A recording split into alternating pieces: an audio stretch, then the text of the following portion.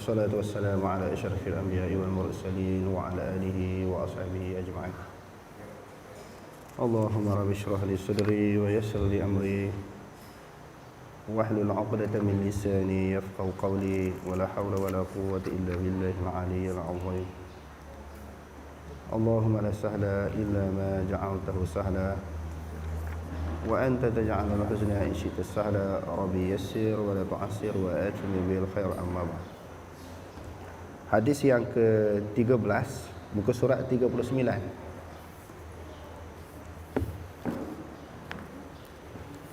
Hadis yang ke-13, muka surat 39. Orang yang lebih berbahagia di antara manusia mendapat syafaat.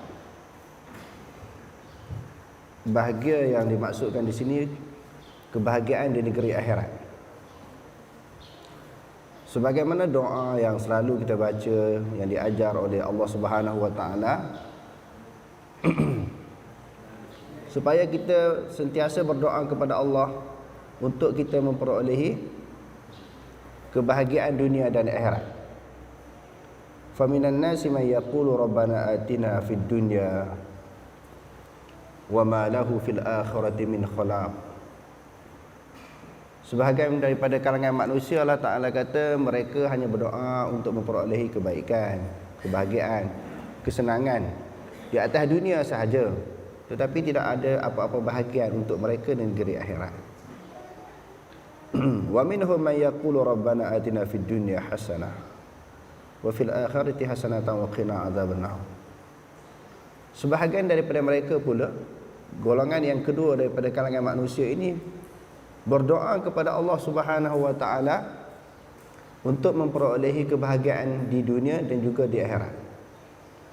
Hidup di atas dunia pun kita nak bahagia, nak tenang, nak aman, nak damai. Untuk memudahkan dan juga untuk menyenangkan kita melakukan ibadat kepada Allah Taala. Kalau dalam keadaan gelisah, huru-hara, tak tenang, semayang, ibadat kita pun tak tenang.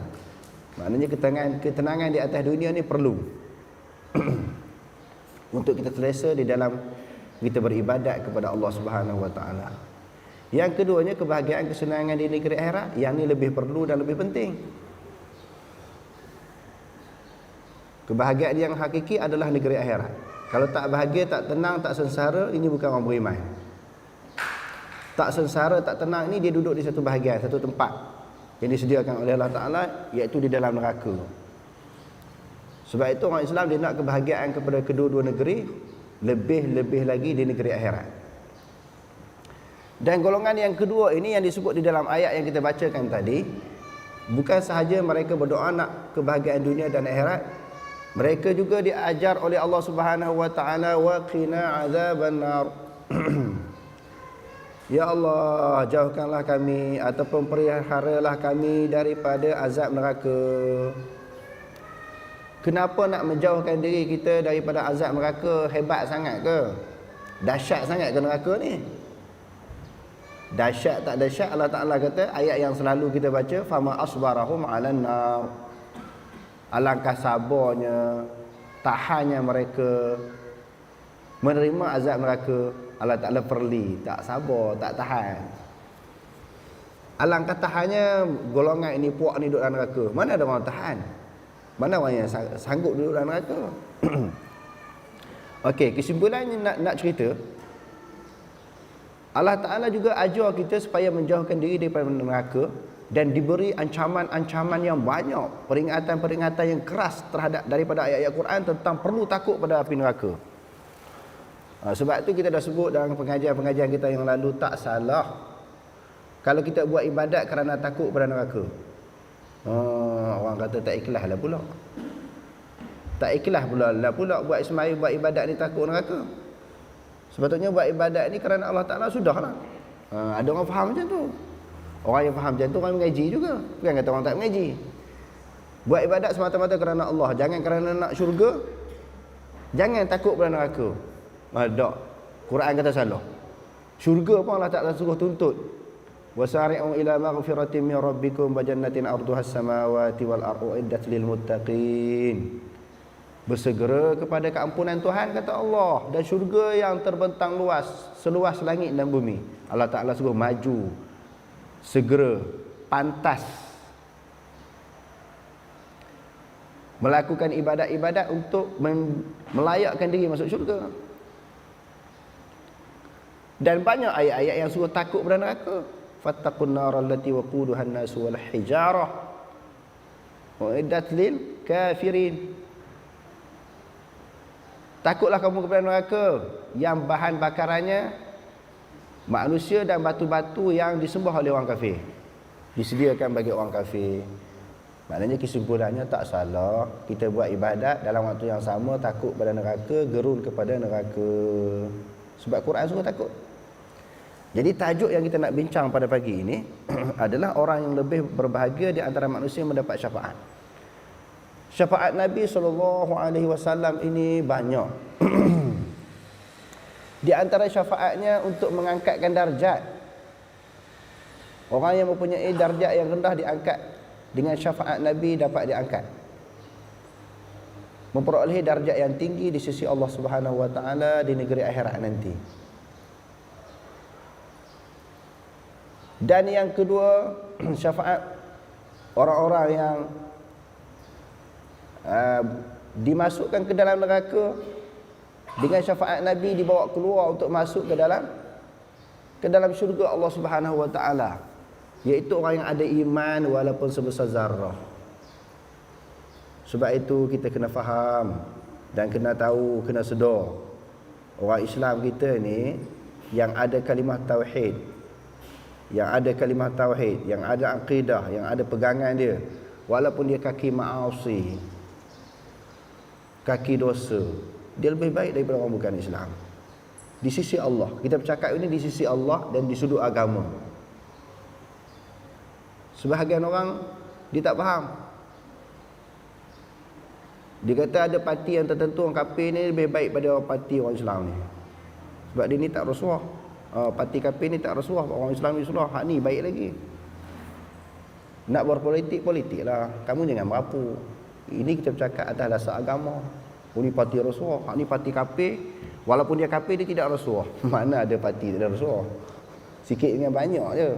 Tapi oleh kerana fanatik yang keterlaluan, dia menuduh parti ni tak boleh pakai semua. Walaupun parti Melayu Islam, dia bergelombang dengan rasuah. Parti kafir ni, bukan ini, dua tangan, dia tak ada rasuah.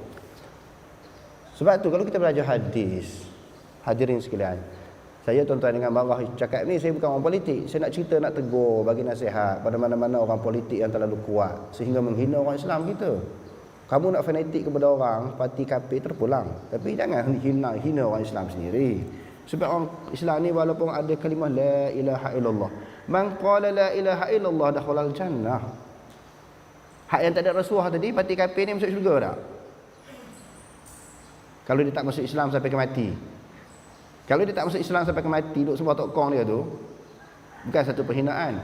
Dia yang hina tak boleh, bercakap benar boleh. Hina ni macam mana? Sebelum kita mengaji hadis, takut orang keliru apa menghina agama lain. Kita dah baca ayat Quran, wala tasubbul ladzina yad'una min dunillah. Jangan kamu mencaci sembahan orang kafir. Kita tak hina, tetapi di sudut Quran ajar, benda tu tetap salah. Macam mana nak bezakan hina dengan kenyataan benda tu salah? Hina ni kita tahu, bodoh, bangang lah. Kamu pergi sembah orang yang bahala yang tak ada pekak, buta, tuli, yang tu hina dia panggil. Tetapi kalau kita kata sembahan kamu ini salah, yang betulnya Allah Ta'ala, sebagaimana Quran ajar, la a'budu ma ta'budun, aku tak sembah apa yang kamu sembah. Nabi Nuh kata, walaqad arsalna nuhan ila qaumih faqala ya qaumi a'budullah ma lakum min ilahin ghairuhu. Ingatlah ketika kami mengutuskan Nuh kepada kaumnya. Lalu Nabi Nuh kata apa? Wahai kaumku, ma lakum min ilahin, tidak ada mana-mana Tuhan yang layak disembah ghairuhu, melainkan Allah. Adakah Nabi Nuh menghina Tuhan-Tuhan yang disembah oleh orang bukan Islam? Tidak menghina. Dan dalam waktu yang sama, adakah dia mengiktiraf? Dia mengaku sembahan tersebut? Dia tak mengaku. Tetap kata salah. Nabi Ibrahim alaihissalam, wa idh qala Ibrahimu li abihi atattakhidhu azara wa idh qala Ibrahimu li abihi azara atattakhidhu asnaman aliha. Ketika Nabi Ibrahim kata kepada ayahnya Azar, adakah kamu mengambil berhala ini sebagai Tuhan? Dia bukan hina, tapi dia tegur. Sekarang ni tak boleh sebut, nanti takut menghina agama lain, tak boleh nak sebut. Seolah-olah macam sama dah pula Allah Ta'ala dengan berhala ni. Tak sama, menghina tak boleh, tetapi penjelasan, keterangan, dakwah yang jelas itu perlu disebarkan. Jadi orang yang ada kalimah la ilaha illallah, maknanya yang ada kalimatut tauhid, pegangan mereka itu sangat bernilai di sisi Allah Ta'ala dan layak mendapat syafaat Nabi SAW. Walaupun dia seorang yang asi, yang jenis kaki maksiat, tetapi dia ada kalimah la ilaha illallah. Jadi itulah hadis yang kita akan baca pada pagi ini. An Abi Hurairah annahu qala qultu ya Rasulullah, man as'adun nasi bi syafa'atik yaumal qiyamah. Qala Rasulullah sallallahu alaihi wasallam, laqad zanantu ya Aba Hurairah alla yas'alani an hadzal hadisi ahadun awalu minka lima ra'aitu min hirsika 'ala al-hadithi as'adun nasi bi syafa'ati yaumal qiyamah man qala la ilaha illallah khalisan min qalbihi aw nafsihi. Daripada Abu Hurairah bahawasanya ia berkata, berkata aku, wahai Rasulullah, siapakah manusia yang paling bahagia dengan mendapat syafaat engkau pada hari kiamat? Bukan sahaja bahagia dapat syafaat, bukan dapat syafaat sahaja, tapi dia bahagia dengan syafaat Nabi. Berkata Rasulullah sallallahu alaihi wasallam, demi sesungguhnya aku telah menyangka, wahai Abu Hurairah, bahawa tiada bertanya kepada aku tentang hadis ini oleh seorang yang pertama sebelum daripada engkau. Jadi tak ada orang yang lebih awal daripada kamu tanya soalan ni. Rasulullah pun sangka macam tu. Laqad zanantu ya Abu Hurairah alla yas'aluni an hadzal hadis ahadun awwalu minka. Aku memang syok dah, aku duk sangka dah. Memang aku sangka macam tu. Tak ada orang yang paling awal tanya kamu tentang hadis ni, tentang masalah ini, tentang syafaat ini. Kerana aku tahu kamu ni begitu tamak tentang hadis Nabi. Sebab itu Abu Hurairah ni walaupun dia seorang yang miskin, salah seorang daripada Ahlus Sufah yang disebut di dalam hadis dan juga di dalam sirah, dia termasuk di dalam isyarat yang Allah Ta'ala sebut dalam Quran, juzuk yang ketiga surah Al-Baqarah. Yahsabuhumul jahilul aghniya aminat ta'afuf. Maka Abu Hurairah ni termasuk dalam golongan itu. Dia tak meminta-minta kepada orang, minta sedekah. Jadi orang ingat dia kaya, dia senang. Tengok puak-puak Ahlus Sufah ni tak ada kerja, minta sedekah pun tidak. Jadi orang yang tak faham ni, dia ni orang kaya kok tak ada kerja. Jadi padahalnya dia meninggalkan meminta-minta. Karena kekayaan yang sebenarnya bukan kaya harta, kaya benda, tetapi ghinan nafsi, kaya diri, kaya hati. Maknanya merasai cukup apa yang ada. Inilah sifat para sahabat. Sikit-sikit lah redha apa yang Allah Ta'ala kurniakan walaupun sedikit. Jadi dia tak duduk ambil masa-masa yang terluang, masa-masa yang kosong, kerana dia tidak disibukkan dengan urusan dunia, perniagaan, peternakan dan pertanian. Sebab dia tidak memiliki semua-semua itu. Mengambil masa yang terluang ini untuk mendampingi diri kepada Rasulullah, untuk mengaji hadis, belajar hadis, menghafal hadis daripada Rasulullah. Sebab itulah hadis ini sebut, kamu di antara orang yang paling tamak dengan hadis ni. Dia tanya soalan ini kepada Rasulullah, siapa yang orang yang paling bahagia mendapat syafaat Nabi di hari akhirat nanti. Lalu Rasulullah kata, siapa-siapa yang sebut man qala la ilaha illallah. Apa maksud man qala la ilaha illallah? Dia sebut dengan hati dia, dengan ikhlas. Sebab itu syarat sahnya iman, dia berbeza dengan syarat kesempurnaan iman. Syarat sah iman disebut la ilaha illallah, dia kena apa? Iqrarul bil lisan, tasdiqu bil qalbi. Dia kena mengiyakan di dalam hati apa yang dituturkan melalui lisan dia. Disebut la ilaha illallah, tidak Tuhan yang melainkan Allah. Maka dalam hati pun kena turut sertalah. Apa yang diucapkan itu disertakan dengan perasaan hati, pegangan hati. Tidak Tuhan yang disembah melainkan Allah. Maka dalam hati pun lagu tu. Jangan sebut la ilaha illallah di luar, dalam hati ke tetap. Dia tak terima pengakuan lisan dia. Maknanya syarat sah sebut la ilaha illallah ini bagi orang yang nak masuk Islam lah. Orang yang nak masuk Islam. Maka dia sebut la ilaha illallah disertakan dengan hati. Adapun syarat kesempurnaan lain pula. Yang tu tak sempurna lagi Islam dia. Tak sempurna lagi, diikuti dengan wal amalu bil arkan ataupun wal amalu bil jawarih. Wal amalu bil jawarih. Maknanya disertakan dengan amalan-amalan yang zahir. Dia kata khalisan min qalbihi, ikhlas dengan hati. Sebab orang munafik ni dia boleh sebut la ilaha illallah. Innaka la rasulullah, dia sebut Allah Taala boleh sebut la ilaha illallah, boleh. Orang munafik ni Muhammad Rasulullah pun boleh. Wallahu ya'lamu innaka la rasuluh. Allah Taala kata Allah Taala lebih tahu Nabi Muhammad, engkau tu wahai Muhammad adalah rasulnya. Orang munafik ni tak payah nak reka, nak canang, nak berpura-pura. Padahal hakikatnya dia tak mengaku, tak mengiktiraf Nabi Muhammad itu sebagai Rasulullah. Sebab itu disebut dalam hadis ini, orang yang sebut la ilaha illallah disertakan dengan hati, keyakinan hati, pegangan hati dia bahawa dia iktiraf Allah Taala. Mungkin kita dah sebut di dalam pengajian-pengajian kita yang lalu. Kalau dah sebut maknanya sebagai ulangan. Kalau tak sebut lagi, maknanya kita nak sebut hari ni. Dia ada nafi dan diisbat kan? La ilaha illallah Tuhan mana yang kita tak sembah kan? Dia ada nafi. Maknanya di dalam akidah salaf ni semua Tuhan lah yang kita tolak. Jadi sebabnya Allah. Maknanya yang kita isbatnya kita sabitkan kita sembah siapa? Sembah Allah Subhanahu wa taala. Daripada Abi Hurairah bahawasanya ia berkata sebagaimana bertanya, wahai Rasulullah, siapakah yang lebih bahagia? Berbahagia di antara manusia dengan beroleh syafaat engkau pada hari kiamat. Jawab Rasulullah sallallahu alaihi wasallam, demi sesungguhnya wahai Abu Hurairah bahawa tiada pernah bertanya akan aku daripada hadis ini oleh seorang yang terlebih dahulu daripada engkau. Kerana menurut pemandangan bahawa ada didapati kelombaan engkau untuk mengetahui hadis. Nabi Abu Hurairah ni loba takmak sangat nak mengetahui hadis. Jadi sebab tu hadirin sekalian, kita kena baca juga selain daripada hadis-hadis Nabi, sejarah Nabi, juga sejarah para sahabat. Bagaimana tekunnya, hulunya, halabonya, tamaknya mereka terhadap ilmu hadis. Sebab tu biasa mereka mendampingi diri dengan Rasulullah untuk mengetahui ilmu-ilmu hadis.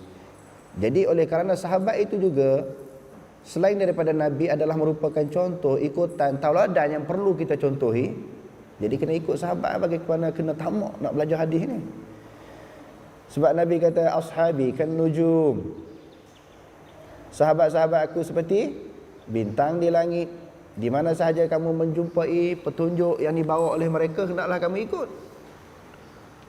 Bukan tertentu kepada sahabat-sahabat yang tergolong daripada Khalifah Ar-Rasyidin. Yang disebut dalam hadis yang diriwayatkan oleh Imam Tirmizi itu 4 orang tu. Semua sahabat-sahabat Nabi ini sebagai ikutan contoh kepada kita. Termasuklah Abu Hurairah, bagaimana tamaknya, bersungguhnya dia untuk mengetahui akan hadis Nabi SAW. Dia tanya soalan ni. Dia orang yang pertama kemukakan soalan ini kepada Rasulullah. Jadi sebab apa sebut la ilaha illallah, itulah kalimah yang dibawa oleh rasul-rasul. Kalimah tauhid. Di dalam Al-Quran juga Allah Ta'ala menyebut bukan saja Nabi Muhammad mengajak orang kembali kepada tauhid, kepada akidah yang sahih, akidah yang benar, akidah yang betul, tetapi semua perjuangan para nabi dan para rasul. Walaqad ba'athna fi kulli ummatin rasulan an i'budullaha wajtanibut taghut. Sesungguhnya kami telah membangkitkan kepada setiap umat itu akan seorang rasul. Di mana peranan, tugas, kerja, dakwah yang disampaikan oleh Rasul apa dia? Yang mula-mula ajak orang supaya mengabdikan diri kepada Allah, menjauhkan sembahan-sembahan Tuhan-Tuhan yang lain daripada Allah Subhanahu wa taala. Sebab itu, kalau tidak ada mana-mana zaman daripada kalangan umat yang telah dahulu tak ada rasul, tetapi pengikut rasul ada. Maksudnya apa? Tak sunyi daripada dakwah. Walaupun ulama membahaskan tentang ahlul fatrah. Ahlul fatrah yang sunyi daripada rasul, sama ada rasul yang sebelum dan rasul yang selepas, tengah-tengah tu dikosongi dengan utusan. Tapi ulama bahas juga walaupun tak ada rasul, maknanya golongan yang menyambung risalah rasul itu ada. Wa ma kunna mu'adzibina hatta nab'atha rasula. Sebahagian golongan mengambil ayat ini sebagai dalil. Ahlul fatrah ini dia kata tak kena azab, tak masuk neraka. Walaupun sembah berhala. Walaupun sembah berhala tak masuk neraka sebab dipanggil ahlul fatrah.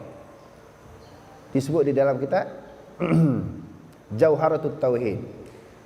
Saya bukan nak kritik mana-mana kitab dan mana pengarang. Saya nak cerita cuma di sudut dalil.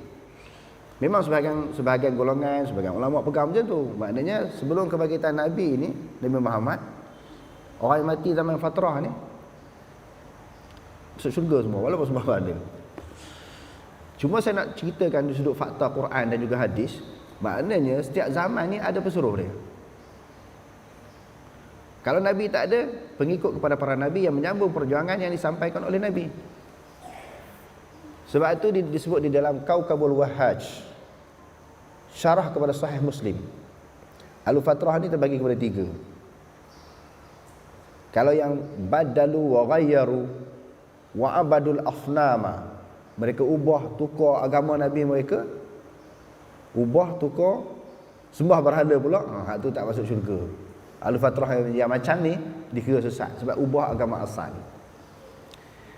Jadi kesimpulan daripada apa yang kita bacakan tadi, semua Nabi membawa agama tauhid, mengajak manusia sembah Allah Taala dan menjauhkan diri daripada taghut. Seterusnya Rasulullah sallallahu alaihi wasallam terangkan bahawa manusia yang lebih berbahagia mendapat syafaat junjungan pada hari kiamat ialah orang yang mengikrar la ilaha illallah, iaitu tiada Tuhan disembah melainkan Allah semata-mata. Begitu juga syarat seseorang makmum, dia nak ikut imam. Kita hanya membincangkan sah tak sah, bukan afdal tak afdal. Afdal tak afdal, dia tu bab lain pula. Dalam hadis sebut kan, siapa yang paling layak jadi imam, aqra'uhum bi kitabillah. Fa inna fil qiraati sawa. Kalau bacaan sama, a'lamuhum bi sunnati Rasulillah. Kalau di sudut Quran sama-sama handai, sama-sama pakar, sama-sama qari, sama-sama alim tentang ilmu Quran, dia tengok sunnah Nabi pula. Fa in kana fi sunnati sawa, apabila tentang sunnah Nabi pun sama-sama alim, aqdamuhum hijratan, siapa yang pergi hijrah dulu pula. Jadi itu nak cerita yang mana afdal. Tapi yang kita nak bincang dalam hadis ni, sah tak sah? Sallu man qala la ilaha illallah, sallu khalfa man qala la ilaha illallah. Sekadar sah sembahyang seorang makmum, sekadar sah sembahyang seorang makmum, sekadar imam itu ada la ilaha illallah. Maksudnya apa? Dia Islam. Walaupun di sudut afdal mungkin ada orang lain lebih ramai, lebih layak, lebih mampu jadi imam, tapi orang lantik hak kodi je. Bahasa tempat Perak ni, kodi ni orang yang lebih kurang lah. Abang Mat pernah dengar perkataan kodi? Tak pernah. Lantik orang kodi je. Kodi ni kalau kita kata kodi ni koman lah, koman. Kodi ni koman lah. Esok kalau saya datang bulan depan sebut kodi, jangan pening lah. Kodi ni koman lah. Orang lain lebih berkelayakan, lebih berketerampilan, lebih mampu lantik hak kodi jadi imam. Sekadar sah. Sebab tu nak cerita di sini, sallu man khalfa man qala la ilaha illallah. Sembahyanglah di belakang orang yang ada la ilaha illallah. Maknanya akidah Islamiah tu sangat penting. Tauhid tu sangat penting. Asalkan Islam, layak jadi imam. Asal dekat Islam, dia layak menyembelih binatang. Tak ada sembahyang Jumaat, tak sembahyang. Sah tak sembahyang binatang? Sah. Layak tak layak, kita kata afdal tak afdal, carilah tutup lebay. Tetapi sekadar untuk kita makan sembelihan dia, maka dia ada la ilaha illallah, dia ada akidah yang betul, sah iman dia, okeylah. Orang kata dia tak semayang, itu dia dengan Allah Ta'ala. Dia ni take judi sembelih ayam ni, itu dia dengan Allah Ta'ala berdosa. Bukan kita nak menghalalkan benda tu, tak menghalalkan kaki judi dan kaki maksiat dia tu, tidak. Tetapi nak bincangkan besarnya peranan la ilaha illallah. Sebab dalam hadis ni kata, siapa-siapa yang sebut la ilaha illallah dengan hati yang ikhlas, dia ni layak masuk syurga. Kalau tak semayang, orang kata senang-senang masuk syurga. Tak semayang, tak puasa, tak zakat, tak haji, buat kerja maksiat pula, layak masuk syurga. Tetapi dia bukan dukhulul awalin. Bukan dukhulul awalin. Memang layak lah, tapi peringkat generasi yang keberapa tu masuk berserta dengan golongan yang awal-awal masuk syurga, tak layak lah. Kerana dia sekadar ada la ilaha illallah, tapi dia tak buat ibadat. Tapi tauhid, akidah dia betul. Ini maksudnya, besar peranan dia. Daripada orang duk tunggang langgang buat ibadat tetapi akidah tak betul, ni tak layak. Tak layak masuk syurga, akidah salah. Ada di kalangan orang-orang yang jahiliah, orang kafir, melakukan kebajikan-kebajikan, amalan-amalan yang baik, tapi akidah tak betul, tak layak masuk syurga. Sebab tak ada la ilaha illallah, walaupun banyak buat baik. Sangat-sangat berbeza dengan orang yang ada la ilaha illallah. Cuba kita baca hadis-hadis yang berkaitan dengan bab tauhid kan. Kita boleh dalam kitabul iman, dahsyat tuan-tuan, besarnya peranan la ilaha illallah. Kalau ditimbangkan la ilaha illallah dengan dunia seisinya, berat lagi la ilaha illallah. Sebab itu afdalul zikri fa'lam annahu la ilaha illallah. Maknanya la ilaha illallah itu satu ucapan, satu kalimah yang sangat besar kerana mengandungi di dalamnya kalimatut tauhid. Bayi yang lahir ke muka bumi ini disunatkan kita sebut apa? Kita ajar azan apa? Ajar kalimah azan, yang kalimah azan itu ada kalimah tauhid. Lepas itu diiqamatkan, dalam iqamat itu ada kalimah tauhid. Tengok bagaimana besarnya peranan la ilaha illallah. Jadi dalam hadis ini orang yang sebut la ilaha illallah dengan hati yang ikhlas, dia akan memperolehi syafaat Nabi SAW. Sedangkan hatinya benar-benar bersih dan suci daripada sebarang syirik, menyekutukan Tuhan. Disebut la ilaha illallah dengan ikhlas, tidak diikuti dengan perbuatan-perbuatan yang syirik. Alladzina amanu walam yalbisu imanahum bizulmin. Orang-orang yang beriman tidak mencampur adukkan keimanan mereka dengan kezaliman syirik. Ulaika lahumul amnu, mereka itulah orang-orang yang memperolehi petunjuk hidayah daripada Allah Subhanahu wa taala. Sebab apa? Mengucap tidak disertakan dengan perbuatan syirik ini besar, kerana dia nafi sungguh. Yang ada dalam pemikiran dia, yang ada dalam dunia Tuhan-Tuhan yang lain tu semua tak layak dipanggil Tuhan. Dia isbat Allah Ta'ala saja. Kerana syirik itu suatu perbuatan yang besar. Tinggal sembahyang salah besar, tinggal puasa, ibadat-ibadat yang wajib salah besar. Syirik lagi besar. Sebab syirik ini dia mengisytiharkan berperang dengan Allah Ta'ala, bukan berperang dengan manusia. Dia mengisytiharkan perang dengan Allah. Ni melampau lah ni. Melampau lah. Allah Ta'ala ni siapa berani lawan? Iblis pun tak berani nak lawan Allah Ta'ala. Ini dia istihar lawan Allah Ta'ala sebab dia syirik. Inna syirka la zulmun azim. Sesungguhnya syirik itu suatu kezaliman yang sangat besar. Jadi kesimpulannya, besarnya pengertian la ilaha illallah sehingga memperolehi syafaat yang besar daripada Nabi SAW di akhirat nanti. Hadis yang ke-14, orang-orang yang bodoh dijadikan ketua. Orang bodoh ni, ketua ni pemimpin lah. Lantik orang yang tolong, orang yang bangang, orang yang tak kerti apa ni jadi ketua, memimpin masyarakat. Ini suatu amaran daripada Nabi SAW. Bila melantik orang yang tolong jadi ketua ni, dia ada kesannya. Dia ada kesan keburukan kepada masyarakat, kepada orang ramai, kepada orang yang memilih. Cuba kita tengok hadis ni. An Abdullah bin Amr bin al-Aus qala sami'tu Rasulullah sallallahu alaihi wasallam yaqul Inna Allah la yaqbidu al-ilma intiza'an yantazi'uhu min al-ibad walakin yaqbidu al-ilma biqabdi al-ulama hatta idza lam yubqi 'aliman ittakhadha an-nasu ru'usan juhalan fasu'ilu fa'aftau bighairi 'ilmin fadallu wa adallu. Daripada Abdullah bin Amr bin Aus, ia berkata, aku mendengar Rasulullah sallallahu alaihi wasallam bersabda, bahwasanya Allah tiada menghapuskan ilmu pengetahuan dengan cara mencabutnya sekaligus daripada hamba-hambanya, tetapi ia menghapuskan ilmu pengetahuan itu dengan kematian ulama, hingga apabila tiada tinggal lagi orang yang alim, maka mengambillah manusia kepada kepala-kepala daripada orang-orang yang bodoh. Lalu ditanya mereka memberi fatwa dengan tiada pengetahuan, maka sesatlah mereka itu dan menyesatkan pula. Dah mereka sesat, Nabi kata, menyesatkan orang pula. Sesungguhnya Allah Subhanahu wa taala, innallaha la yaqbidul ilma intiza'an.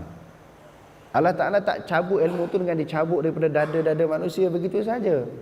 Cara Allah Taala nak menghilangkan ilmu kepada manusia ni bukan diambil daripada orang.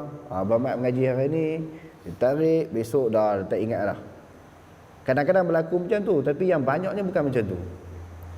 Duk ingat sampai ke mati lah ilmu yang dipelajari itu. Tetapi Allah Ta'ala nak tarik ni macam mana? Dimatikan para ulama.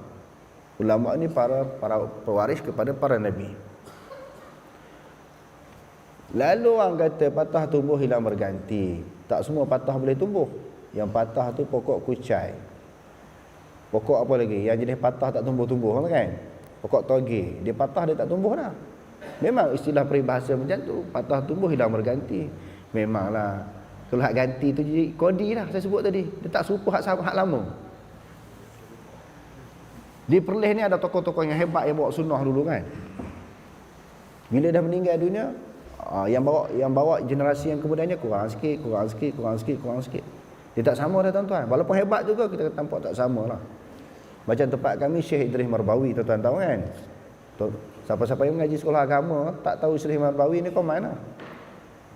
Dia ada tulis Kamar Marbawi, tafsir surah Yasin, Bahrul Mazi, terjemah Bulughul Maram, beberapa buah kitab yang lain. Dia duduk luar negara 40 tahun Syekh Idris Marbawi ni, orang Lubuk Merabah tempat saya. Kampung Lubuk Merabah.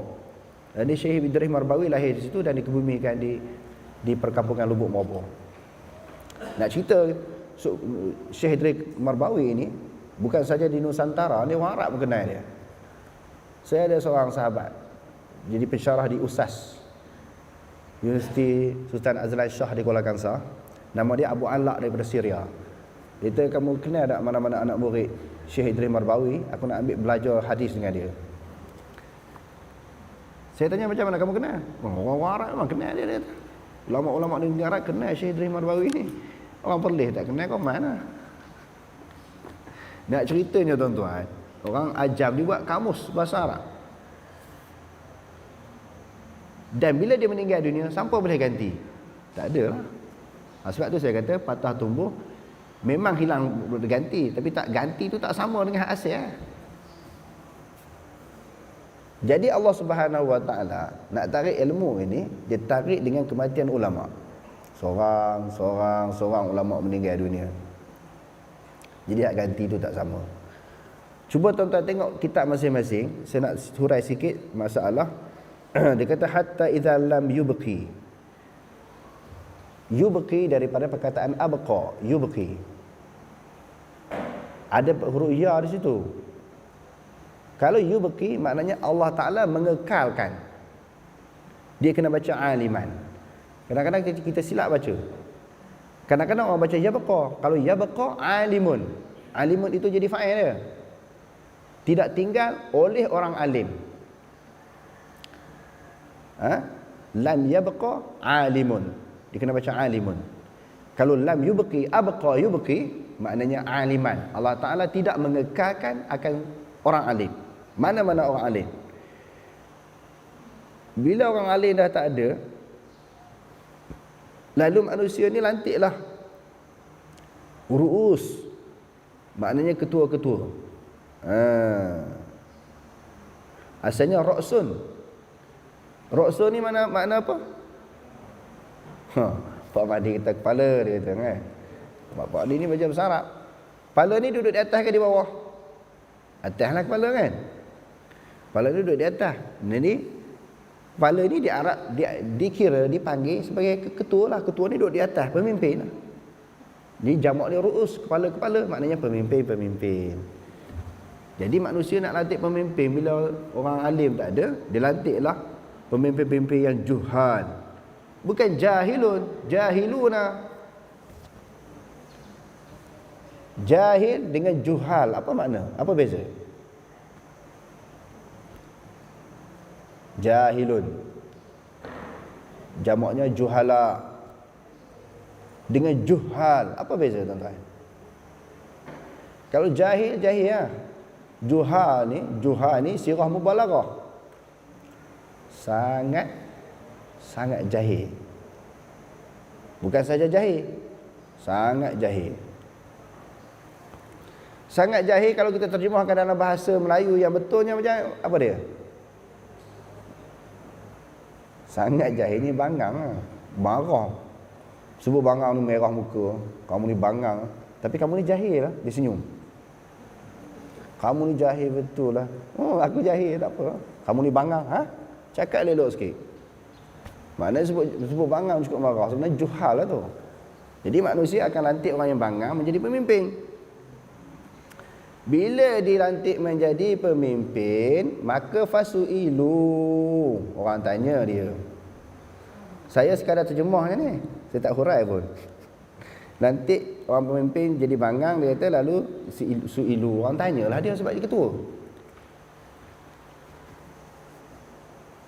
Lalu orang tanyalah, biasalah. Siapa-siapa jadi pemimpin pun, kalau saya jadi pemimpin pun, orang tanya saya akan bagi pendapat. Mana-mana orang pun akan diberi, dia kemuka ke pendapat dia, pandangan dia. Bila dia ditanya, dia pun bagi fatwa lah. Kalau sekadar pendapat, pandangan tak ada masalah. Tetapi kalau bagi fatwa berat. Sebab tu alhamdulillah di Malaysia ni yang layak bagi fatwa mesti majlis fatwa. Majlis fatwa peringkat kebangsaan tu negeri-negeri. Tak semua orang boleh bagi fatwa. Kalau diberi kebebasan, saya pun nak bagi fatwa, Abang Mat pun nak bagi fatwa juga. Sama-sama nak tunjuk handai lah. Jadi kalau orang yang macam saya ni tak layak dipanggil fatwa. Dipanggil pandangan. Ni pandangan Ustaz Ghorozi. Bila sebut pandangan, awal-awal lagi orang boleh tahu lantur sampah. Nak terima pun boleh, tak terima pun boleh, pandangan. Tetapi kalau jadi fatwa, jadi benda tu jadi besar lah. Walaupun tak semestinya fatwa itu wajib kita ikut. Tu pun kena tahu juga. Sebab fatwa juga pandangan, tetapi pandangan itu dikemukakan oleh mufti, orang alim. Sebab banyak pandangan-pandangan dan fatwa-fatwa dulu pun, kadang-kadang orang tak ikut pun. Walaupun dia merupakan satu fatwa, dia tidaklah setara dengan Quran dan hadis. Asal-asal dalil ini, dia nak Quran hadis. Fa in tanaza'tum fi syai'in farudduhu ila Allah wa Rasul. Bila kamu berbeza pendapat, bertanazuk di atas sesuatu perkara, hendaklah kamu kembali kepada Allah, Quran dan juga kepada Rasul. Sebab apa kita kena faham? Sebab ada golongan yang menjadikan fatwa-fatwa ulama dulu ni dia paksa orang ikut. Ini telah difatwakan. Siapa yang mengemukakan fatwa itu? Kadang-kadang kita nak tanya siapa yang mengemukakan fatwa itu. Apakah asas-asas di sudut dalilnya dikeluarkan fatwa? Macam ada negeri-negeri yang tertentu difatwakan sembahyang tarawih ini 20 rakaat. Bila sebut fatwa tu besar, kita nak tanya siapa dia yang bagi fatwa macam tu. Sebab tak layak kita nak memaksa orang dalam benda-benda khilafiah. Kita paksa tak boleh. Kita bagi fatwa, okey negeri ni buat macam ni, okeylah nak ikut-ikut. Tapi kau lawan juga. Maknanya kalau dia berbeza, tidaklah merupakan satu kesalahan yang besar. Dia masih lagi berada di dalam lingkungan pandangan di dalam Islam. Begitu juga ada orang mengambil hujah, beberapa fatwa ulama golongan Wahabi ini susah. Bila dah jadi fatwa tu jadi benda besar. Saya nak sebutkan di sini, walaupun telah jadi fatwa Saudi dia ada fatwa dia, Mesir ada fatwa dia, ahli majlis iftak Mesir ada fatwa dia, Saudi ada fatwa. Kadang-kadang fatwa Saudi ni dengan Mesir berbeza. Dengan Pakistan kadang-kadang lagi berbeza. Jadi nak ikut, adakah setiap fatwa itu wajib kita ikut? Adakah wajib? Maknanya tak wajib. Sebab apa kita kata tak wajib? Contohnya kita kata, ulama Pakistan dia memfatwakan Deobandi ya. Saya belajar Deobandi. Contohnya orang perempuan ni dia tak boleh sembahyang tarawih di masjid. Main tarawih ni kena di rumah. Sebab dia pegang mazhab Hanafi. Dia orang ni sembahyang tarawih Masjidu Baitiha. Masjid yang duduk di rumah. Maknanya bilik yang dijadikan tempat sembahyang. Jadi kalau kita wajib, kita kata wajib pegang fatwa, jadi macam mana? Orang perempuan tak boleh pergi masjid. Jadi sebab tu kita kata Mesir dia ada fatwa dia, Saudi dia ada fatwa kerah fatwa dia. Jadi fatwa-fatwa ini pandangan, cuma pandangan itu oleh orang alim. Walaupun begitu, tidaklah kita kata fatwa itu standard dia sama dengan taraf Quran dan hadis. Tak boleh nak beza. Oh ni fatwa ni kita tak boleh lawan dah. Sebenarnya kita bukan nak lawan fatwa. Orang Islam ni memang tak boleh nak lawan fatwa dan tak layak pun. Cuma kalau kita berbeza dengan fatwa, berdosa tak? Salah tak? Adakah dianggap satu kesalahan? Tidak salah. Sebab kita bincang mengaji hari ini berkaitan dengan fatwa. Begitu juga Imam Syafi'i, kalau nak ikut majlis fatwa-fatwa yang ada dalam dunia ni, Imam Syafi'i lebih alim. Tapi adakah semua fatwa-fatwa Imam Syafi'i diikuti oleh orang? Semua fatwa-fatwa Imam Nawawi, ulama besar di dalam mazhab Syafi'i, orang ikut semua? Tak ikut semua kan? Kadang-kadang fatwa yang dikemukakan oleh Imam Syafi'i berbeza dengan pandangan fatwa-fatwa ulama-ulama Syafi'i. Kenapa boleh berbeza pula? Sedangkan Imam Syafi'i sahibul mazhab, dia yang mengasas mazhab. Ulama lain tak layak nak sanggah dia. Ulama lain tak layak nak sanggah dia kan? Kalau kita kata fatwa tak boleh berbeza. Tak boleh kita berlaku perbezaan terhadap fatwa. Lepas tu pula dalam mazhab Syafi'i dia ada pula qaul mu'tamad dia panggil. Qaul mu'tamad, pendapat yang dipegang. Banyak orang kadang-kadang berbeza dengan mazhab Syafi'i. Orang sanggah mazhab Syafi'i kemukakan pandangan lain, fatwa lain berdasarkan kepada dalil-dalil yang tertentu. Ini di dalam pengajian, di dalam ilmu, perbahasan ilmu ni benda biasa tuan-tuan. Di dalam perbahasan ilmu ni benda biasa. Walaupun orang ni fatwa macam ni, orang ni fatwa macam ni. Ulama ni fatwa macam ni, orang ni fatwa macam lain pula. Boleh, saya gunakan perkataan apa? Boleh diikuti. Bukan kata wajib diikuti. Wajib maknanya kalau tak ikut jadi apa? Berdosa kan? Jadi berdosa. Jadi mereka mengemukakan fatwa. Orang tanya mereka mau fa'aftau. Mereka mengemukakan fatwa bighairi ilmin, dengan ketiadaan ilmu. Fatwa ini mesti diasaskan dengan ilmu. Ilmu yang dimasukkan di sini mestilah Quran dan hadis. Sebab itu kata-kata Imam Syafi'i, tidak layak mana-mana mufti untuk mengemukakan fatwa bila tidak ada sandaran daripada Quran dan hadis. Mesti kena ada asas-asas supaya bagaimana fatwa itu dikemukakan. Tadi kita sebut pendapat. Pendapat yang kedua dikemukakan oleh orang biasa dipanggil pendapat sahaja, pandangan. Oleh mufti dipanggil fatwa. Mesti ada asasnya. Apa sandarannya, apa pegangannya. Lalu bila mereka kemukakan fatwa, lalu dia jawab dengan ketiadaan ilmu, fadallu, dia sendiri pun sesat, wa adallu, dia menyesatkan orang lain. Daripada Abdullah bin Amr bin As, ia berkata, aku dengar Rasulullah sallallahu alaihi wasallam bersabda bahawa Allah tiada menghapuskan ilmu pengetahuan agama dengan cara mencabut sekaligus, sebagaimana yang dicabutkan sesuatu daripada dada hamba-hamba. Tetapi Allah menghapuskan ilmu pengetahuan itu dengan kematian ulama, sehingga tidak ada lagi ulama.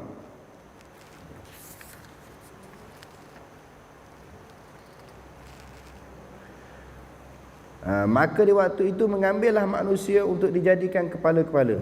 Kepala-kepala tadi apa dia? Ketua. Dan pembesar-pembesar mereka dalam urusan agama. Kalau dia jadi ketua dalam urusan lain tak berbahaya sangat, tak ada masalah. Ketua-ketua bahagian agama, sebab dia nak akan bercakap isu agama.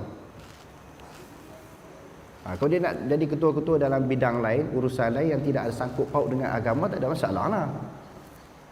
Tapi yang berkaitan dengan agama ni mesti orang yang faham agama. Orang bukan maknanya orang mengaji agama kan. Satgi faham pula orang mengaji agama, layaklah jadi ketua agama. Asalkan mengaji agama tak. Orang yang faham agama. Bukan sahaja dia mengaji, orang yang betul-betul faham tentang agama. Bila sebut agama ni apa dia? Agama ni dalil, hujah, fakta. Dalil dan hujah dan fakta tu ambil daripada mana? Tak lain dan tak bukan daripada hadis Nabi dan Quran. Tapi Quran tak faham. Macam mana dia nak istinbat hukum? Bagaimana dia nak bagi pandangan yang berdasarkan pada Quran? Hadis dia tak faham, lagi teruklah. Maka yang dimaksudkan di sini adalah ketua agama. Di dalam urusan agama daripada orang yang bodoh, tiada pengetahuan sedikit pun tentang agama. Maka apabila ditanya kepada mereka dalam perkara-perkara yang bersangkutan dengan agama, maka mereka memberi fatwa ataupun keputusan itu di atas satu masalah. Di atas satu masalah itu dengan tidak berdasarkan kepada pengetahuan ataupun kepada dalil yang kukuh. Maka akibatnya termasuklah mereka itu di dalam kesesatan dan menyesatkan pula orang lain. Bila ketua bercakap, anak buah ni ikut tak ikut? Orang bawah ni ikut tak ikut? Ya ikutlah. Sebab itu ketua dia. Kalau orang biasa, orang awam yang tak ada apa-apa jawatan, dia mengemukakan pandangan, fatwa, orang tak ikut. Dia tidak memberi kesan kepada masyarakat. Dia tidak memudaratkan agama. Tetapi yang jadi masalah kalau pegang jawatan agama, orang pula orang agama. Sebab tu takut. Walaupun tak pegang jawatan dalam urusan agama, jabatan agama ke apa-apa jawatan dalam urusan agama ini, jadi ustaz saja pun dah jadi payah. Orang panggil ustaz kan? Jadi payah lah. Macam saya ni orang panggil ustaz, jadi payah nak bercakap agama ni. Sebab orang akan pegang, orang akan ikut. Kita ceramah ke, kita mengajar, orang takkan ustaz nak menipu, orang kata. Takkan Pak Lebay nak menipu. Kalau dulu zaman Nabi, orang pegang cakap Nabi. Nabi tak ada, orang pegang cakap para sahabat. Berlalulah generasi ke generasi yang seterusnya. Maknanya bila dah Nabi wafat, sahabat wafat ini, yang menjadi sandaran orang, pegangan orang, ikutan orang, siapa dia? Maknanya ustaz, orang kata, tok guru, ulama kan. Sebab itu golongan-golongan yang disebutkan ini, bila nak bercakap mesti dia kena ada dalil ataupun sandaran. Kerana kita kesian kepada orang-orang awam, masyarakat-masyarakat yang awam ni, bila ada kopiah lebay atas kepala, ni orang ni mesti hebat ni, alim ni. Tambahlah pakai serban macam saya, takkan dia menipu. Kalau saya tipu pun orang pegang juga. Sebab tu berat kita nak sampaikan agama kepada masyarakat. Sebab orang-orang awam ni dia jujur. Siapa saja yang goreng dia akan percaya. Tahu goreng kan? Siapa-siapa yang goreng dia, walaupun sampai pecah kuali-kuali goreng, dia percaya. Ini bahaya. Dia rasa seronok, tetapi dia akan bertanggungjawab di akhirat besok. Pandangan-pandangan yang salah yang dikemukakan kepada masyarakat, masyarakat amalkan. Sebab itu dikata dalam hadis tadi, dia sendiri sesat. Dia yang bagi fatwa itu sesat kerana tidak berlandaskan kepada dalil. Orang yang dengar pun sama juga sesat. Sebab itu nak selamatkan diri kita daripada sesat ni, macam mana hadirin sekalian? Bila kita kemukakan sesuatu soalan kepada mana-mana orang yang berkaitan dengan isu agama ini, ataupun kita tak tanya soalan, dia jawab, kita rasa peliklah jawapan ni, rasa tak logik, tak munah Sarawak. Kita rasa dalil ni betul ke? Pandangan ni betul ke? Rasa-rasa aku duduk mengaji selama ni tak betul. Kita kena tanya balik, ambil dalil di mana. Kalau tak tanya macam tu, terus telan, hak orang bagi jawapan ni dia rasa seronok. Mana orang berani nak tanya? Semua telan belaka. Besok dia datang lagi pun dia goreng lagi, orang telan lagi, goreng lagi, telan lagi. Jadi tersebarlah maklumat-maklumat yang salah, yang tak betul dalam masyarakat dan menjadi pegangan kepada orang. Jadi kesannya diri sendiri jadi sesat kalau bagi pandangan yang tidak berlandaskan kepada dalil yang kukuh dan menyebabkan orang lain juga. Demikian junjungan menerangkan betapa keadaan pada waktu ketiadaan ulama yang cukup ilmu pengetahuan agama Islam, yang berani bertanggungjawab di atas soal-soal agama. Maka pada ketika itulah dapat dilihat bagaimana megahnya orang-orang yang bodoh yang diberi kesempatan memegang teraju agama, hingga kalau disoal mereka pun memberi keputusan dengan tidak bersandarkan kepada pengetahuan dan nas yang terang. Maknanya besarnya peranan ulama ini kita sebut sebagaimana hadis yang daripada huraian yang disebutkan tadi, bila tak ada ulama ni orang jadi jahil, sedangkan ulama ni warasatul anbiya. Dalam waktu yang sama, pentingnya peranan ulama, hebatnya ketokohan ulama, perlu dihormati jasa-jasa para ulama, sebab mereka yang membawa agama Islam, mereka adalah merupakan pewaris para nabi. Itu yang pertama yang perlu kita ketahui. Dalam waktu yang sama, tidaklah sampai kita mendewakan mereka, sampai pendapat mereka kita tidak boleh berbeza. Hari ini mengaji hadis tentang kelebihan ulama, hebatnya para ulama ini, mereka pewaris para nabi. Kadang-kadang orang panggil ustaz pun setara macam ulama juga. Kadang-kadang orang buat andaian macam tu. Okey, bila mereka mempunyai kedudukan yang tinggi di sisi Allah dan jasa mereka terlalu besar, pengorbanan mereka untuk mengembangkan agama Allah Ta'ala ini terlalu besar, sampai kadang-kadang kita nampak mereka silap pun tak boleh nak tegur. Tak boleh kita nak berbeza dengan ulama, dengan ustaz, dengan tok guru. Sampai macam tu tak boleh pula. Sampai mengambil sikap fanatik, ta'assub. Kelebihan tu satu sebab. Masalah yang kedua, mereka adalah manusia. Yang kedua, kita kena faham dalam waktu yang sama mereka manusia. Walaupun disebut ulama ke, tok lebay ke, tok guru ke, mereka adalah manusia. Jadi bila sebut manusia, sudah tentu boleh berlaku salah dan silap. Jadi sekiranya pandangan-pandangan yang salah itu adakah wajib juga diikuti? Jawapannya tidak wajib diikuti. Dan boleh tak kita berbeza dengan ulama, pandangan kita dengan pandangan dia? Jawapannya boleh kalau sekiranya kita mempunyai dalil-dalil yang kita nampak, yang kita rasa lebih jelas dan lebih kuat, maka boleh berbeza. Yang ketiganya, apabila berbeza dengan pandangan ulama, tok guru, ustaz ini, adakah satu penghinaan kepada mereka? Jawapannya tidak. Walaupun kita berbeza, dalam waktu yang sama tetap kita menghormati. Kita kena ada adab, akhlak kita dengan ulama dan juga tok guru. Yang keempatnya nak sebut, kadang-kadang sampai tak ada adab. Tadi kita sebut memang mereka jasa banyak. Yang keduanya, boleh kita berbeza dengan ulama. Kita berbeza bukan maknanya menghina. Tetapi sampai yang ketiga ni, kadang-kadang keadaan yang keempat, berbeza sampai kita kutuk pula. Yang tu tak boleh. Apa Tok Lebay ni bangang, kata-kata. Kita tolak tang pandangan yang salah sudah. Jangan kita kait pula. Bila dia salah, kita rasa salah. Itu andaian kita, zan kita, belum tentu zan kita tu betul. Jadi bila nampak salah sikit, kita berhentang. Itu tak boleh. Maknanya kita kena bezakan. Empat perkara yang saya sebutkan tadi. Walaupun boleh berbeza, di dalam waktu yang sama tidak menghina. Lalu disebut apa lagi? Mereka pun memberi keputusan dengan tidak bersandarkan kepada pengetahuan dan nas yang terang. Kerana ini mereka telah sesat, dan dengan menyasulkan orang lain pula, dengan melibatkan orang lain pula, turut sesat. Wallahu a'lam. Sekiranya ada sebarang persoalan ataupun kemiskinan, insya-Allah sama-sama kita bincang.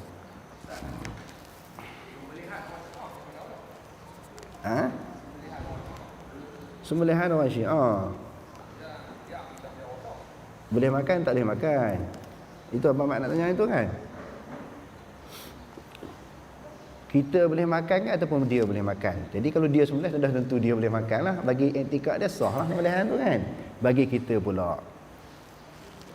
Jadi Syiah ini, adakah semata-mata dia terpengaruh dengan Syiah ataupun memang Syiah betul?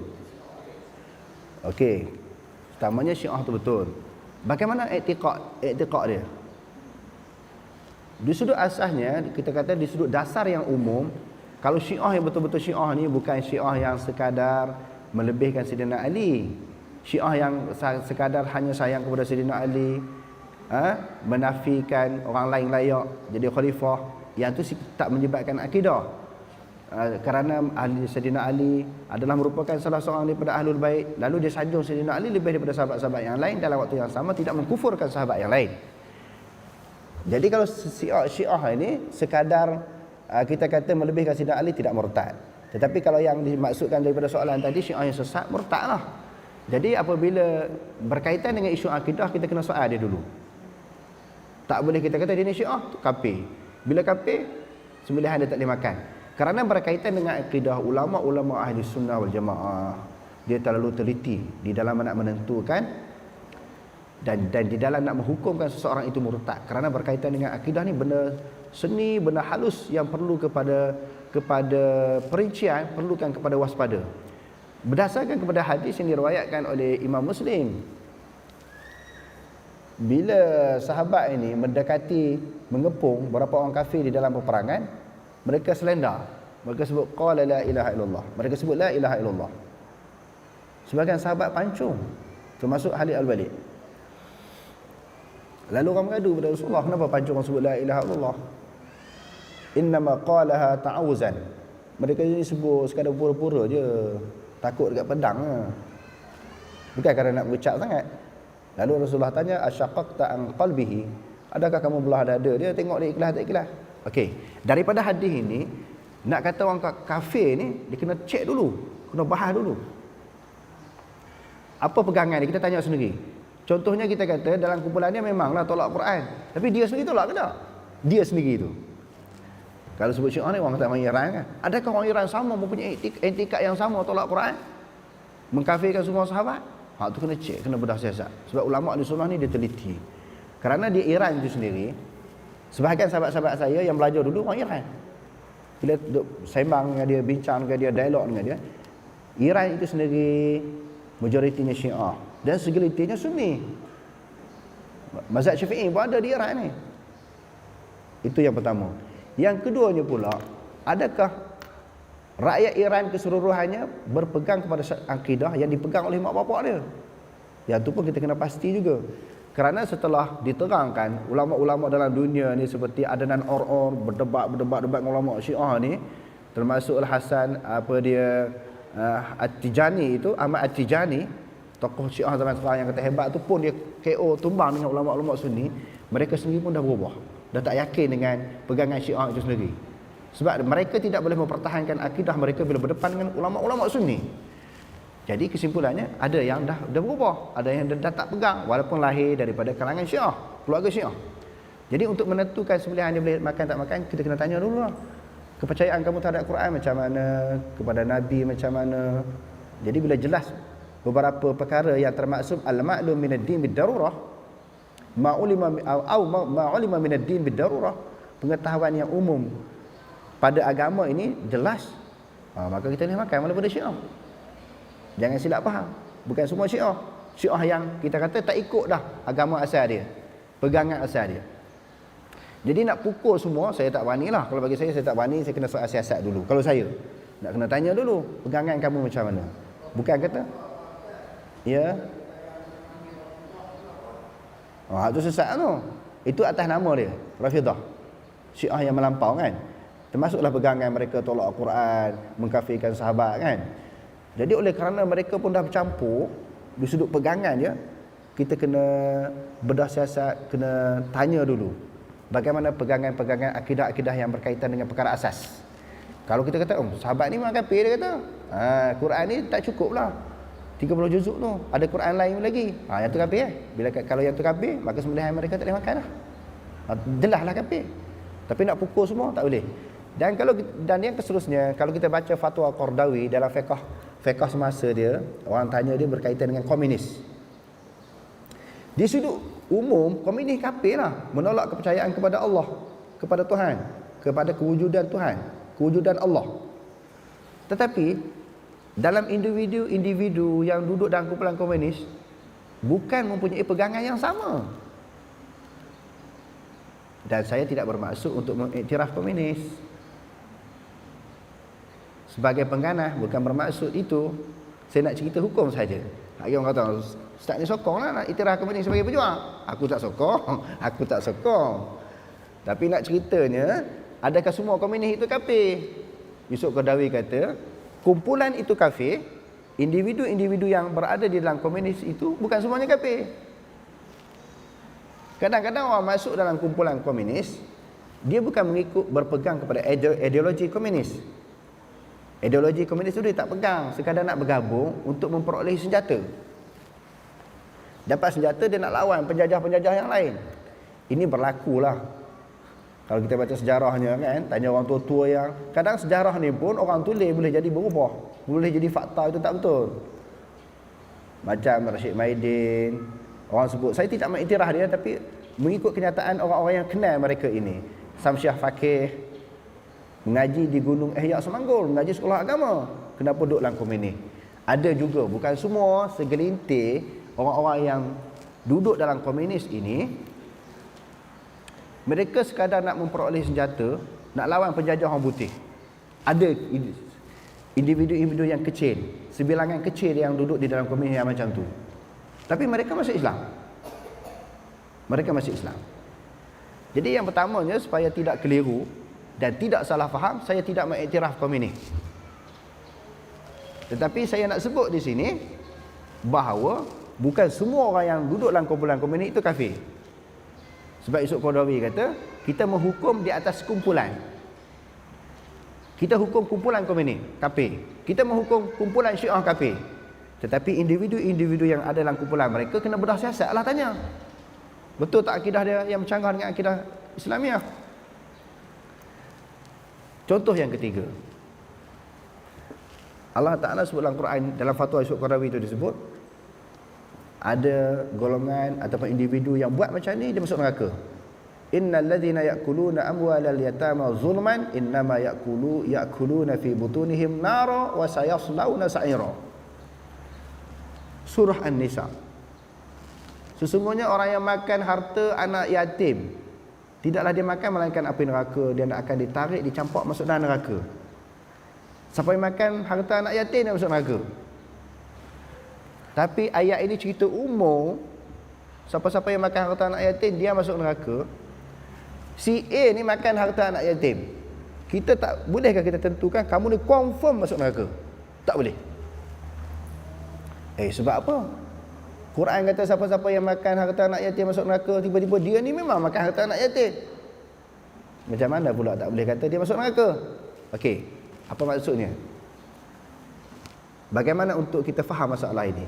Para ulama sebut, di antaranya Yusuf Qaradawi lah, saya tak nak cerita ulama-ulama yang lain yang ramai yang berpegang kepada akidah Ahlussunnah wal Jamaah itu.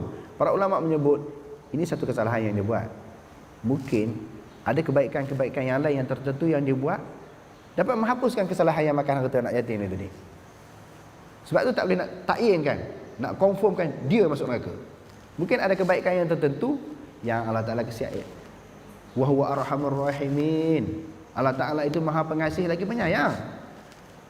Lalu Allah Ta'ala tu tengok banyak sangat dia buat benda yang baik, harta anak yatim pun dia makan. Tapi ada benda kebaikan-kebaikan yang lain yang orang tak nampak yang dia buat, Allah Ta'ala bagi. Hapuskan kesalahan dia makan harta anak yatim. Ataupun dia tak ada kebaikan apa-apa yang dapat menghapuskan kesalahan dia, tetapi oleh kerana Allah Ta'ala sendiri bersifat dengan pengasih penyayang, dia boleh hapus kesalahan, boleh memaafkan orang yang melakukan kesalahan makan harta anak yatim, dan boleh dia dimasukkan dalam syurga. Okey, syurga neraka milik siapa? Milik siapa? Allah. Orang yang makan harta anak yatim ni, siapa Tuhan dia? Jadi ikut suka Allah lah, dia nak campur ke mana? Bukan hak kita, oh kamu makan anak yatim, kita pula tukang pegang dia, tukang tauk dalam neraka. Kita sendiri pula pandai-pandai masuk dalam syurga. Dah. Masuk dalam syurga ni maknanya dimasukkan, bukan dia masuk. Innallaha yudkhilul ladzina amanu wa 'amilus solihat. Sesungguhnya Allah Ta'ala memasukkan orang yang beriman dan juga beramal soleh ke dalam syurga. Bukan saja masuk, pandai-pandai nak masuk sendiri, tak boleh. Dimasukkan. Begitu juga dalam neraka, dimasukkan, Allah Ta'ala yang bawa masuk. Syurga neraka milik Allah. Hamba-hambanya ini, manusia seluruhnya, siapa punya? Allah Ta'ala, serahlah Allah Ta'ala yang menentukan nasib seseorang itu ke dalam syurga ataupun neraka. Dia urusan dia dengan Allah. Kita sendiri, kita tahukah kita duduk tepat di mana di akhirat nanti? Pandai duk buah markah atas orang, pandai duk menghukum orang ni syurga, orang ni neraka. Kita sendiri pun kita tak tahu nasib kita di mana. Jadi akidah ahli sunnah wal jamaah tidak menghukumkan orang, hanya membaca hukum. Hanya membaca hukum yang hukum tu dah ada dalam Quran hadis, tetapi menghukumkan orang, mentakyinkan orang tu tidak boleh. Bukan kerja kita. Ini lagi mengaji kadang-kadang orang kita kan. Lagi mengaji lagi cepat hukum orang. Puak ni. Individu ni confirm dah puak ni, tak agak dah, tak berubah dah ni masuk neraka dah. Kita pandai-pandai. Kalau boleh kita buat macam tu tuan-tuan. Boleh kita buat orang ni masuk syurga, orang ni masuk neraka boleh. Dengan syarat kita sendiri yang buat syurga. Kita sendiri yang buat neraka, kita sendiri yang buat orang. Boleh Tetapi oleh kerana kita sendiri pun, diri kita sendiri pun Allah Ta'ala buat. Manusia semua Allah Ta'ala buat. Syurga neraka Allah Ta'ala buat. Macam mana kita nak menghukum orang masuk neraka, masuk syurga? Serahlah kepada Allah. Sedangkan dalam waktu yang sama, kita sendiri pun kita tak tahu pergi ke mana. Yang itu serah kepada Allah. Wallahu a'lam bissawab. Ya.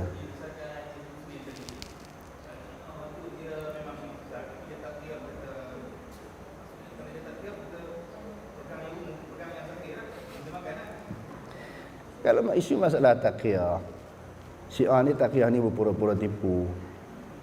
Inna kunna nahkumu bizawahir wa la nahkumu fis sarair. Syiah kata bukan kata Syiah Yahudi tu. Teruk pada Syiah tu.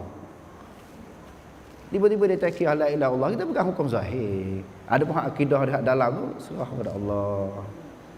Sebagaimana yang dalam hadis tadi, Rasulullah katakan belah dada dia. Kita belah tak dada Syiah ni, dia mengucap berpura-pura kan ataupun betul. Yang tu kita serah kepada Allah Ta'ala. Dia mengucap okeylah, tiba-tiba dia tipu. Dia tipu siapa? Dia nak tipu Allah tak boleh. Dia sekadar boleh tipu kita. Kita hanya hukum zahir. Jadi panjang pula kalau saya nak jawab soalan ni. Termasuk zaman orang munafik di zaman Nabi pun sama kan. Orang munafik zaman Nabi, Nabi beri kemaafan. Di antaranya orang tercicir di dalam peperangan Tabuk.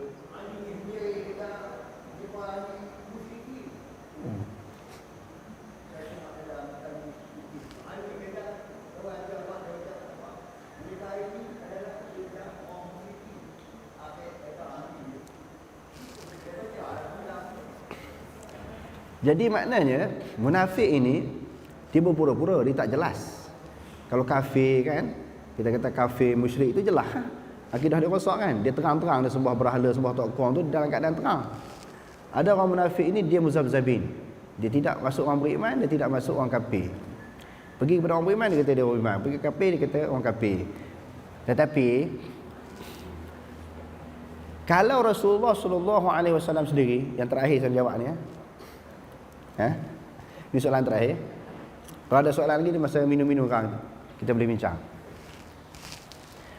Nabi sendiri tak tahu. Dia masalah munafik ini dia urusan batin, masalah hati. Saya dah sebut dah bulan lepas. Nabi sendiri tak tahu kecuali bila Allah Ta'ala turunkan wahyu. Nabi sendiri pernah sembahyang jenazah orang munafik, Abdullah bin Ubay, dan berdiri di atas kubur dia. Sebab tu datangnya ayat Quran, wala tusalli ala ahadin minhum mata abada wala taqum ala qabri. Dalam Sahih Bukhari, Nabi pernah sembahyang jenazah orang munafik. Setelah dilarang, lalu Nabi tak sembahyang. Jadi hakikatnya Nabi sendiri tak tahu. Sebab Nabi tak tahu urusan batin. Banyaklah dalil-dalil kalau saya nak baca yang Nabi dia tak tahu benda gaib. Dan Nabi beri kemaafan orang yang tercicir dalam beberapa perangan, orang munafik. Sebab Nabi tak tahu dia munafik. Adapun 3 orang, Ka'ab bin Malik wa ala thalathati alladhina khulifu, tu Nabi hukum sebab dia mengaku dia salah. Okey. Kalau Nabi tak tahu, sahabat tak tahu. Sahabat pun tak tahu. Cuma adalah Nabi sebut beberapa orang di Madinah ni orang munafik kepada Huzaifah. Kerana dia ni apa dia? Dia ni tahan rahsia. Jadi bila orang Madinah meninggal dunia setelah kewafatan Nabi, rujuk kat dia. Dia pergi tak pergi sembahyang. Kalau dia tak pergi, orang tak munafik Selepas pada tu tak ada orang lah. Sebab itu di dalam Sahih Bukhari juga ada menyebut Huzaifah Dia kata tak ada dah zaman kita ni orang munafik. Saya nampak walaupun Imam Nawawi kata di dalam syarah Muslim, orang munafik itu boleh, dia kata sebut mungkin. Disebut dengan perkataan mungkin. Mungkin boleh berlaku sepanjang zaman sampai kiamat, dia kata. Mungkin, dia pun kata mungkin, bukan satu kenyataan yang pasti. Tapi Huzaifah kata, orang munafik zaman kita ni tak ada, zaman Nabi yang ada. Cuma orang Islam yang asi, orang Islam yang melakukan maksiat. Saya lebih cenderung kepada pandangan yang kedua, mengatakan orang munafik ini tak ada zaman sekarang. Supaya orang-orang agama tidak celupa menuduh kumpulan munafik, individu munafik, yang dia sendiri pun perangai munafik banyak. Tak mudah mana-mana orang tuduh orang munafik. Saya lebih cenderung pegang kepada pandangan yang kata orang munafik tak ada zaman sekarang. Sebab zaman dulu memang lawan betul-betul Nabi. Zaman sekarang ni mana orang dah lawan Nabi. Cuma orang duk isu benda-benda yang dia orang ni pandangan macam ni. Dia pandangan macam ni, bukan dia lawan agama.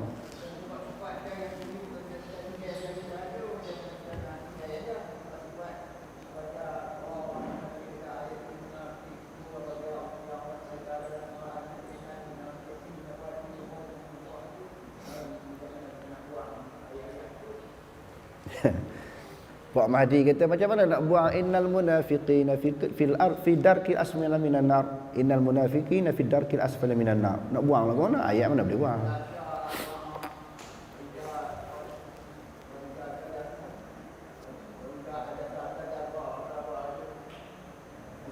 Soalan Pak Mahdi ni memang canggih lah. Saya tak boleh nak berhenti lagi. Saya nak kena selesai dulu kemusykilan ni. Jadi tidak boleh dan tidak layak mana-mana orang buang ayat Quran. Kalau buang ni kufur lah. Itu satu. Macam mana pula mari hadis Nabi? Tapi kadang-kadang orang duk tanya banyak sangat ni, orang kata apa? Dia letih nak jawab, dia kata siapa yang banyak bertanya kuranglah imannya.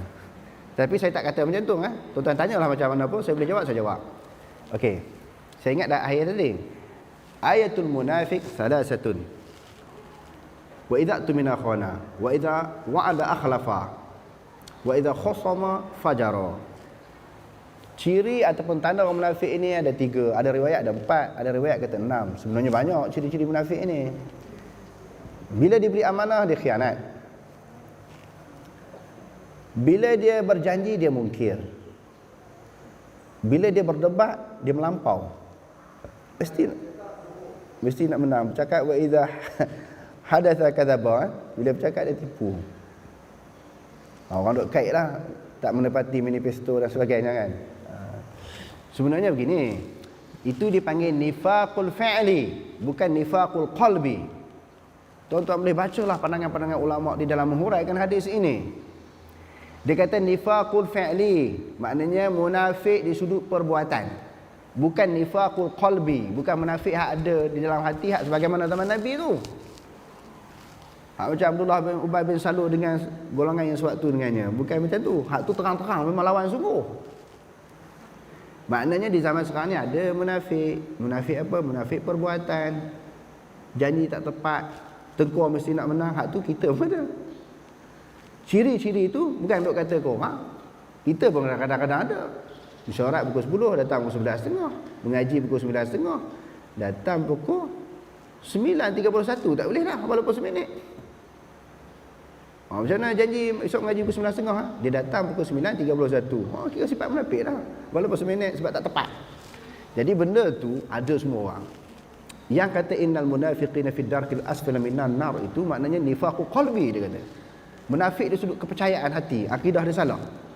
Akidah dia sama macam orang kafir. Adapun di sudut perbuatan dia tidak termasuk di dalam janji ayat tersebut yang masuk neraka. Jadi lebih baik kita kata zaman sekarang ni tak ada orang munafik, individu munafik, cuma ada ciri munafik, cuma dia ada sifat munafik. Hakikat munafik tak ada. Wallahu a'lam. Aqulu qawli hadza wa astaghfirullahal azim li wa lakum. Wassalamu alaikum warahmatullahi taala wabarakatuh.